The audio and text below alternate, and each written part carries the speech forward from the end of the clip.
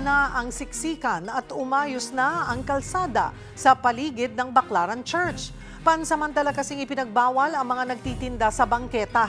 Para bigyan ng mukhang balita, Mobile Journal, Francis Rivera. Nang dahil sa zero vendor policy ng barangay, mas kita na ang maluwag at malinis na daanan dito sa Baclaran. From this to this. Dito yan sa mga kalsada sa paligid ng Baclaran Church.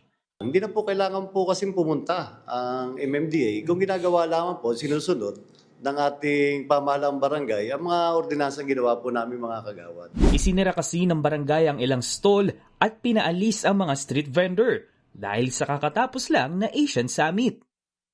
Mula sa kaliwat kanang street vendors o kung minsan dito pa sa gitna ng kalsada nakapwesto, ngayon mas kita na ang mas maluwag at malinis na daanan.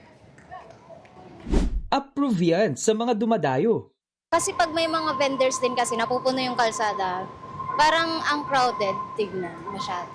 Nakikita ko po sa TV lang po is marami yung vendor dati dito. Parang mas na-observe ko po, mas okay yung ngayon kasi hindi siya nakaka-apekto sa mga vehicle po. Sabi naman ng barangay, babalik din ang mga nagtitinda. Pero titiyakin nilang mas magiging maayos na ito.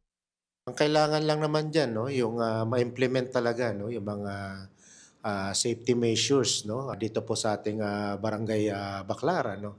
Tulad nung pagiging visible po sana, no, ng ating mga kapulisan, no, ng ating mga tanod. Kailangan din siyempre na mag-ingat, tsaka tignan nila yung mga gamit nila kung sakali mang pupunta sila ng Baclaran. Kung may reklamo, tsaka lang din tutugon ng kapulisan, barangay. Mga kapatid, mobile journalist Francis Rivera po, hatid ang mukha ng balita.